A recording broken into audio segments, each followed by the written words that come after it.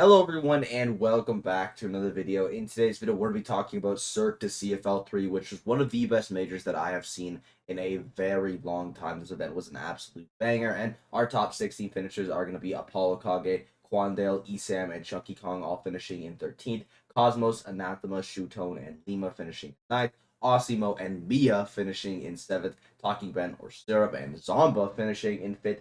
Peebna in 4th. The Buzz in 3rd. Udace in 2nd, and winning the entire thing was Shadic.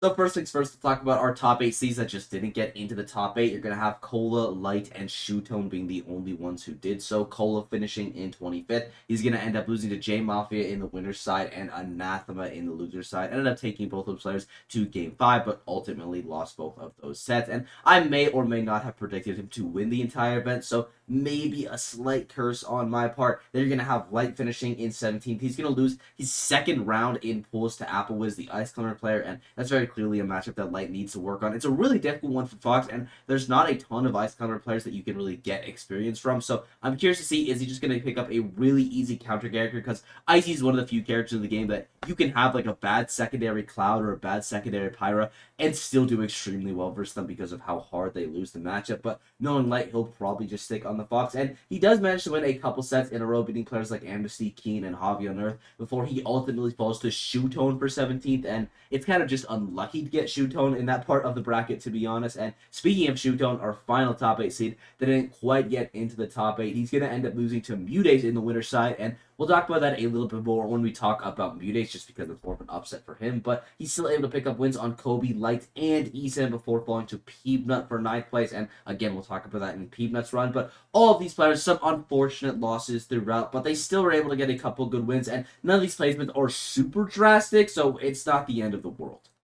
And I'm not going to lie to y'all, we're spending a majority of our time in the top 16 for this video just because that's where most of the interesting stuff happens. But before that, there's a couple more underperformances that I want to mention. These ones are only slight. You're going to have Aaron finishing in 49th, losing to Keen in the winner's side, and massive shouts to Keen because that guy made a very long journey to end up getting to this tournament, and I'm glad that he was able to perform. And in the loser side, he ends up falling to Esam, and 49th isn't terrible by any means, but just the way that Aaron was looking at the Livitation, where he was able to beat Zomba and Osimo, I thought he was going to have a pretty solid run at this tournament. Then you're going to have Web JP, who ends up getting 25th. He's going to lose to Sabei. I think that's how you say he's a very good Game Watch player in the winner's side. Go on a little bit of a loser's run before falling to Esam as well, so big shouts to Esam. You're going to have Epic Gabriel falling at 25th. He's going to end up losing to Sure Hyper in the winner's side, and Mr. E in the loser side. And speaking of Sure Hyper, this guy looked really good at this event. He was able to get that win over Epic Gabriel, as I mentioned, who looks pretty incredible at Litvitataional. Only ends up losing to Zomba and Chunky Kong. And he went a combination of Fox and Wolf at this tournament, at least from what I saw. And Wolf was definitely his stronger character. He was absolutely cooking, and he was doing some of the good Wolf tech. I've been calling out Wolf players for being lazy because they're just not optimized their character at all, because you really don't need to. But Sure Hyper, he was slowly getting there. He was putting some shine combos in his gameplay, and I really appreciate that because Optimized Wolf is just such a sick character. So let's get into this top 16. Our first 13th place finisher is going to be Quandale, who ends up losing his second match in the pools phase to Mysterica, but then he has a really solid loser run, beating Weezer, Fury, Kobe, Omega, and Sabei before losing to Anathema. And Anathema is not only really good at the Steve matchup, but I also think Rob is pretty good in that matchup. And this is a really nice bounce back from Quandale. He has a pretty drastic underperformance at LMBM where he ends up getting 129. So it's got to be nice to prove, hey, that was just a fluke. I'm still one of the best Steve players in America, and this run definitely cements him as such. You're going to have Apollo Kage, who is the best Snake player in America, finishing in 13th. He's going to beat players like Lightning Cam, Chunky Kong, and Mystery, only losing to DeBuzz and Cosmos. And DeBuzz is definitely a tricky draw. He's never beaten DeBuzz before, and DeBuzz also plays characters that are very good versus Snake in Midman and Rosalina, plus DeBuzz is just really good at the matchup. He's one of the last players you kind of want to see as a Snake player, so a bit of a tough draw for Apollo Kage. And then Cosmos, we'll talk about that a little bit more when we talk about Cosmos' run, but I think Aegis does really well versus Snake, and he ended up taking the set this time around. But still, a solid run from Apollo Kage. He's been very consistent this year, but we haven't seen any of those peak placements from him yet, because they're definitely going to come. Then you're going to have Esam finishing in 13th, a bit of a return to form for this guy. He's going to end up losing to Riku in the winner's side, but he still ends up beating Silly DJ, Aaron, Dominator, Terminator, Web JP, and J Mafia before falling to Shootone. And Olimar is one of the few characters in this game that I do think gives Pikachu a decent amount of trouble, and that clearly proved true in this matchup. But I should say Esam looked really good at this event. This is the best performance that we've probably seen from him in like a year at this point. He hasn't been doing super well, but he just absolutely crushed it at this one. And it was pretty much solo Pikachu, at least from what I saw, which I definitely appreciate. I think Brawler is a very strong secondary character, but if you're going to play Pikachu, I think you need to be investing all of your time into him just because of how difficult the character is. And clearly, Esam's putting in a lot of work because he got some really solid wins at this tournament. And finally, for 13th place, you're going to have Chunky Kong. He does it again with solo DK. I really just don't get it. He's going to end up losing only to Apollo, Kage, and Lima. And he ended up taking Lima to Game 5 as well, which is just super impressive. Then he's going to get wins on K-Knight or Knight. I'm actually super sure how you say that.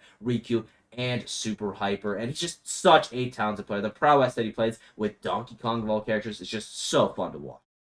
On to our 9th place finisher, starting off with Cosmos, who looked really good at this event, maybe a bit of a return to form, and his 2024 has definitely gone better than his 2023. He's had a couple rough tournaments with 65th at Kowloon and Genesis, but he's got that 17th at Umabora. Now he's going to have a 9th place at Cirque, and it really feels like he is on that upward trend, which I definitely appreciate because Cosmos is clearly a very talented player. When you watch him play, he's just super smart. His combo game is really good. His neutral is incredible, but the most unfortunate stuff happens to him, whether he's just SDing at 0, he dies in a tragic way, or somehow he just cannot secure the stock. And it feels like we're going to start seeing less and less of that as he gets maybe a little bit more comfortable finally. I feel like there's been a lot of nerves on him, but he's seeing these results. They're starting to get better. He knows he's a talented player, and I think that faith in himself is going to be helping him out a ton. Looking at his results, though, he's got a 9th place here with a loss to Beast Mode Paul in the winner's side. Then he ends up beating Navy, Mysterica, Goblin, and Apollo Kage before falling to Talking Ben, and that's a player that's definitely given him trouble in the past, so not a really big surprise there, but really nice to see Cosmos and Esam both performing at this event.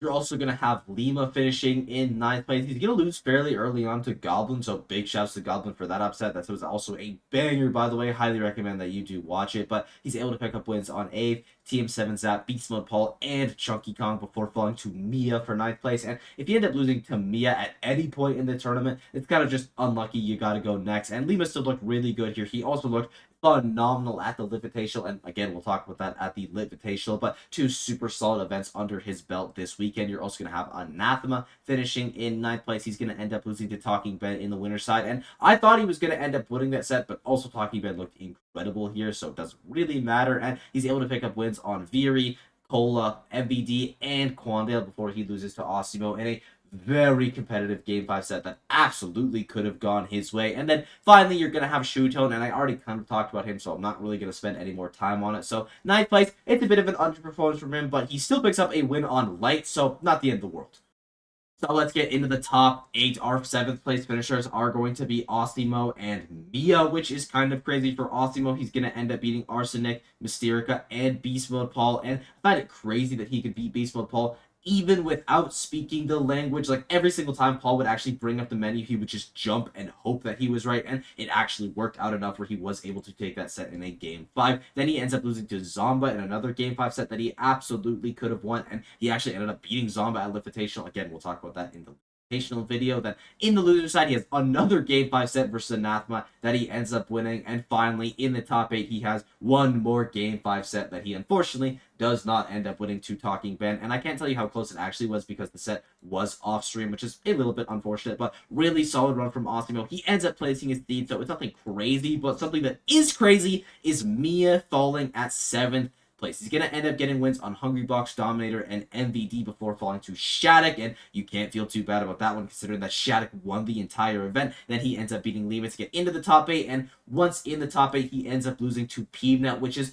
maybe the craziest upset of the entire tournament. Apple Wiz over Light is probably the biggest upset in terms of SPR, but to actually be able to beat Mia, I feel like is so incredible. And for Mia, it's not the end of the world. You lost the guy that won the event and the guy that probably had the best tournament run of the event, so it's kind of sucks. It's a little bit unfortunate, and especially after his run at Genesis where he ends up getting 17th place, it's not an amazing start to the year. And I don't want to say that Mia's out of the conversation for being the best in the world already, because he's definitely not. He still has the most major wins of anyone in the 2024 season, which is going to be 2, and I'm sure that will change, but he's definitely a little bit behind his counterparts of, Spargo, Acola, and Sonics, but he can catch up. In fifth place, you're going to have the two boys from Tri-States in Syrup and Zomba. Starting off with Syrup, he's going to end up picking up wins on Vivid, Anathema, and J Mafia. And I once again have to reinstate how impressive that Anathema win is. He's going to end up losing to Mutates in the winner's side, though it was a Game 5 set that Mutates, I believe, reversed 3-0, so he absolutely could have won that one. Then he ends up beating Cosmos and Osimo before falling to Buzz in another Game 5 set that he almost reversed 3-0'd with the Nest. Managed to take a game in Nest Rosalina as well, which I thought was super impressive. And I should also mention that he beat J Mafia with solo Nest. So it seems like Syrup is a little bit more of a Nest and Steve Cole main than just a Steve main. And we always do this. Guy would kind of make his grand return to the top stage. He was absolutely owning when he was a solo Nest main. Ends up picking up Steve as a little bit of a dip in results, but that's kind of expected when you're switching to a very high maintenance character in Steve. And now it seems like he's very comfortable on the Steve, and he's just been absolutely farming. Really excited to see more of this guy because it's just such an impressive player. And then you're going to have the King of Genesis, Zomba. Doesn't end up getting a second major win of the year in this weekend. He's going to get fifth place at both these events, actually. But talking about Cirque, he beats Dark Wizzy, Sure Hyper, and Osteamo before falling to Mutace and Pima. And prior to this, it was a 4-0 record between Mutace and Zomba. So shouts to Mutace for overcoming that. I don't know if it was Zomba playing bad, Mutace playing good. Probably a little bit of both, to be honest. And in the loser side, he ends up falling to Pima, which also makes sense. He lost to Pima at the litvitataional as well. That's just a really tough matchup for Rob, and it feels like this weekend we saw uncommon characters do really well versus some of the top tiers. You know, Light running into Apple Wiz with the Ice Clamor, Zomba getting double eliminated by Pima in multiple brackets. It just makes sense. These characters are not super good overall in the current meta. Like, I don't think Mega Man's bad necessarily, but it's just not a super common character, I guess I should say, in the current meta. But these are matchups that you definitely still have to be aware of. I'm sure Light and Zomba are going to be working on those matchups that they lost, and they're not going to be coming into them often within these tournament runs, but if you're shooting for the best in the role, which these guys definitely should be, there's something that you got to worry about. In fourth place, you're going to have Peanut. Third place, The Buzz. Peanut had arguably the best weekend out of anyone. It's probably between him and Shadic, to be honest. But talking about his Cirque run, he was able to get wins on Apple Wiz, Goblin, and Javi on Earth before falling to The Buzz. So he does benefit from Apple Wiz getting the upset over Light. And usually I would say that Light does beat Peanut just because Fox Mega Man is such a bad matchup. But after looking at Peanut's wins this event, I don't even know if he would have. Because after losing to The Buzz, Peanut then goes on to beat Shootone, Mia, and Zomba. 3-0ing Shootone and Zomba, may I add, before falling again to DeBuzz. But the first set was a 3-0 in DeBuzz's favor. The second set ends up going game 5. Peanut just got that much better throughout the course of the tournament. And taking out 3 top 10 players in a row is a feat that not many people can say they've done. So massive props to Peanut for the run. I think this easily cements him as the best Mega Man player in the world. And I really hope that we get to see more of this player at events because whenever he shows up, he just pops off so insanely hard. And DeBuzz is going to be our third place finisher. He's going to pick up wins on Riku, Apollo Kage, and Peanut. Did not drop a game to the top 8, by the way, but that he ends up losing to Shadic, but he still beats Talking Ben and Peanut in game 5 sets for both those players before falling to Mutace in another game 5 set that he absolutely could have won. And DeBuzz looked really solid at this event, especially after his underperformances at LMBM and Genesis. It's got to be super nice for him to get an amazing tournament under his belt in 2024, and it's DeBuzz. We're going to see more runs like this. Like, it's pretty much a guarantee.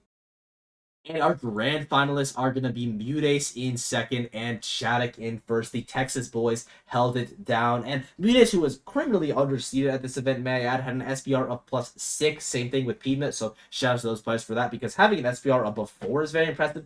SPR of +6 is just ludicrous. But Mutace is able to beat Omega, reverse 3-0 Shootone, who he's never beaten before, reverse 3-0 Talking Ben, 3-0 Zomba, who he's never beaten before, loses a 3-0 to Shadic in the winners finals. Then he ends up beating DeBuzz in a game 5, who had a 7-2 record against him prior to this. Then he resets the bracket versus Shadic before losing in a game 5 set in the reset. And one of the most tragic game 5s that I've ever seen for B-Days, but still, he looked phenomenal at this event, and overall his 2024 has been really solid. I feel like it's been kind of going under the radar for a lot of people because he got 13th at LMBM, he got 25th at Genesis, he got 3rd at King of Bobs. I feel like people aren't really giving him credit for how strong his season has been, and this is the icing on the cake. He just popped off so hard at this event, was so close to getting his first major win, but unfortunately for him, it was another person from Texas that got their first major win in Shadic. We all knew it was coming. He's been very good for a while. He's been getting significantly better every single event that we see him at, but Shadic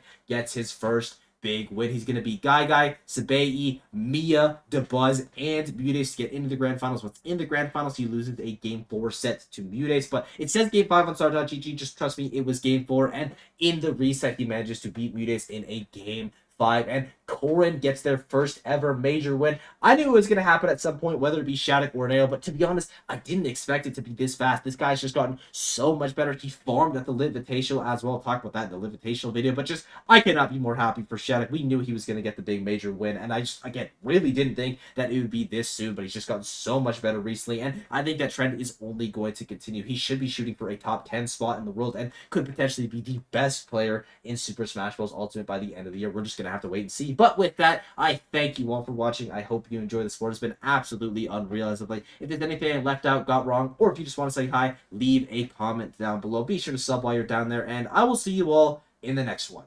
Bye-bye!